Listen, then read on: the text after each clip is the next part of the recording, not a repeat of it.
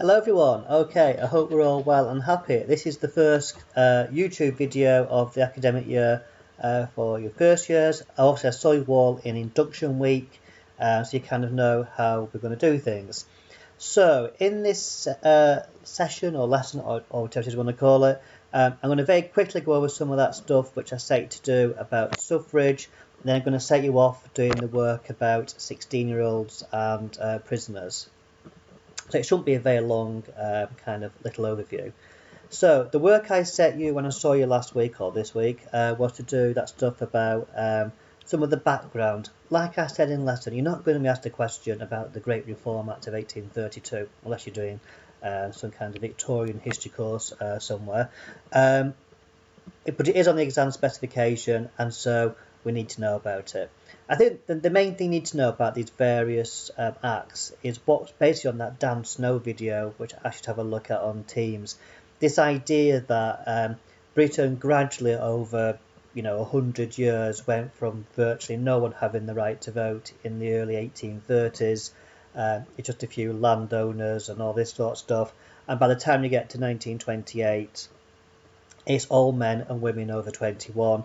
And then in the 1960s, there was another reform which lowered it down to 18-year-olds. So there's been this kind of gradual increase in people being able to vote. So in 1832, they allowed a few of the more wealthy middle-class people to vote. They also found in 1832 there were certain areas which no longer existed, which still had MPs. There was a couple of towns which had been swallowed up by the sea, which still had MPs, rather bizarrely. If any of you like Blackadder, there was an episode about these rotten boroughs. It's in the Georgian series. I think that's series 3, isn't it? And I can't remember what the exact name of it is. But if you like Blackadder, you want to have a look at some comedy that was done around this, then have a look at that. Probably on YouTube, I imagine. So the 1830s, they increased the vote to allow some of the more wealthy middle class to vote. They gave some of the new big cities like Birmingham and Manchester more than one MP for the first time. 1860s, they decide under Disraeli to increase the vote to all middle class people who are men, obviously, and also some of what they thought were the respectable working class. They tend to be people who had bank accounts. So again, it's your more wealthy end of your working class. So it's your middle classes and then a little bit of your kind of your top end of the working class. 1918, following the First World War, it was thought, well, all these men have died trying to fight for the country, or they've been severely injured, or they've had the traumas. Perhaps actually, if you're willing to die for your country, then perhaps you ought to have the vote as well. Those views hadn't come across early after the Napoleonic Wars, but they had by the First World War. So in 1918, they gave the vote to all men, no matter what the class was, over the age of 21. Also, they gave it to women as well, over the age of 28, and they gave it to certain groups of women. It wasn't all women, it was more your wealthy, kind of dependable women, I suppose.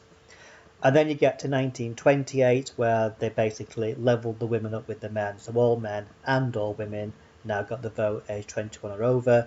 And then I can't remember the exact date of it, it's in your booklet, but in the 1960s they then lowered it to all 18-year-olds, men and women. So there's been this gradual increase of people being able to vote. The government also wants to know a little bit about the suffragettes as well. Again, we don't need to know a huge amount about them. It's just basically women didn't have the vote before 1918. From around about 1900 onwards, there were two groups of women who began to argue that we're also humans, we're also kind of deserve to have the right to vote. You had the suffragettes, who are perhaps the more famous ones, led by the Pankhursts. They went down the more militant, kind of violent kind of approach. So they bombed Lloyd George. He was the Chancellor at the time's house, for example. They threw eggs and things at Winston Churchill in Manchester. All this type of stuff which they did.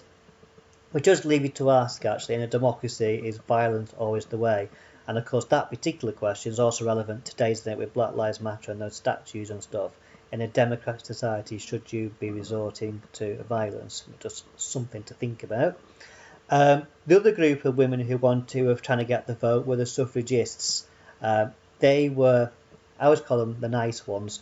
they were the ones that tried to use non-violent means. They often had links in with like the Liberal Party or the Labour Party, which was emerging at this time, and they tried to convince MPs and others in kind of parliamentary ways to make these changes, using arguments as opposed to using violence. Historians do argue about which of the two were the more kind of important. Personally, I think actually the suffragists actually probably had more influence. That's just a personal view from when I did teach the suffrage movement many years ago. Millicent Fawcett and co were quite significant, I think, but that's a different story. So it's this idea about suffrage, people being able to vote, and more people having the vote over time. You could possibly argue that Britain wasn't really a democracy until 1928, when all men and women had the vote. I suppose 1918 it was pretty close, but it's been a gradual thing. It hasn't just happened overnight. It's been a gradual kind of passage to where we currently are. Okay, we did mention this in class actually on, or I did with the group I had on Monday or Tuesday, whatever day it was, about people who don't have the right to vote still. So in your booklet on the next page, there's like a square or a blob in the middle. I can't remember which way around it is now. It just says who doesn't vote today or who cannot vote today. We did discuss this actually for some of you on Monday. So have a think about, or so you can find out, just do like a spider diagram of all the people or groups of people who still cannot vote in Britain today. Okay. And when we do the next video, we'll quickly go over who those people are. But two groups, so now going to mention, are prisoners and those who are under 18. Which leads me on to this next bit, which is you need to know for the exam, what are the arguments to say that 16-year-olds should be able to vote? And what are the arguments to say that prisoners should be able to vote? And also the arguments against these two groups voting as well. So you need to know the arguments for and against 16-year-olds, for and against prisoners. What I would normally do in class, if we're in like normal circumstances, I normally have a ballot to begin with. Do you think 16 should have the vote? And we do stuff on it, and then we do the same for prisoners. Obviously, I can't do that. So what I want you to do, what I normally do in class, which works quite well, after we've done our own little vote, there's a video. I normally watch this on Tater Days when we did those. If you go on to Teams and onto the suffrage bit, there's a video called, I think it's called BBC Report or BBC Video about 16-year-olds. It's basically, it was done in 2015, and they're kind of interviewing people in Carlisle of all places, asking, do you think 16-year-olds have the vote? It's got like some old dears on there, and it's got some young people on there, and it kind of expresses their views. It's quite an interesting little video to watch. It highlights some of the main arguments. You don't need to watch the bit afterwards when it goes back to the studio, unless you want to, where they talk about it in a bit more detail. So what I want you to do is to watch that video. It gives you a bit of an idea, some elements for and against. The worksheet in your booklet with this on, it tells you to have a look at a certain site. I think it's called votefor16.org or something like that. I'll be honest with you, I've not checked whether that link still works. I assume it does. I don't think that pressure group has disappeared, so I'm assuming it still works. I should have checked. I know, terrible. Votefor16.org is a pressure group, okay, a group who want to make some changes, who are trying to persuade the government and decision makers to make some changes. Have a look on that website because it goes through some of the arguments for and against. You also find some of the arguments in the Edexcel textbook. I don't like how they've done it. They've got like a cheesy picture of two young people, like in a drawing thing with like speech bubbles around, which I don't really like, but it's got the points in there. I think the Jenkins book as well, which is on Teams, also has some of the arguments for and against.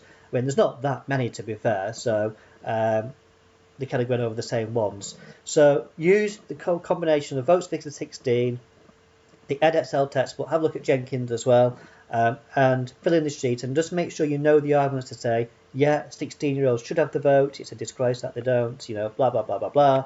And know the arguments to say, actually, they shouldn't. It's a terrible idea.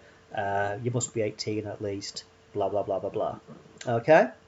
Then the second thing I want you to do, and again, if we did this in class, we'd have a vote on this before we did it. Should prisoners have the right to vote? This is often quite controversial with students when I've done this in the past. Usually most students have said, no, they shouldn't. And usually get one person in the class who's very strongly in favour, which is fine. What I want you to do, again on Teams, there's a video, I think it's called TV discussion or TV debate or something. I think it was Nicky Campbell. There's like from like TV. It's got like a studio with various people in. It's got this prisoner who's campaigning. He's an ex-prisoner now. I think he was done for murder or something. Anyway, he's been campaigning. It's called John Hurst, I think his name is.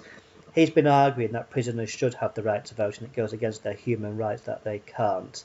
So what we're going to do is to watch that discussion. It has some of the arguments which he makes to say, yeah, we should have the right to vote, and some of the arguments to say, no, he shouldn't, which are probably the easier ones in some of the more emotive. There's an article as well as a BBC article they did in 2011, which goes through some of these arguments as well. That's on Teams, because basically the European Court of Human Rights said that Britain must allow prisoners the right to vote. It goes against their human rights, and the government has basically ignored those judicial rulings since 2011. By the way, the European Court of Human Rights has got nothing to do with the EU. Students do get them confused. Anyway, this court has said that there must be the right to vote for prisoners. I think the UK Supreme Court also said something similar more recently, and the governments have ignored it. So this article just goes through, I think it's about 2011, 2012 it was done, some of the arguments for and against prisoners. So what you should know then, by the time you've done this, are 3 or 4 arguments to say that 16-year-olds should have the right to vote, 3 or 4 arguments to say that they shouldn't, 3 or 4 arguments to say that prisoners should have the right to vote, and 3 or 4 arguments to say that they should not have the right to vote.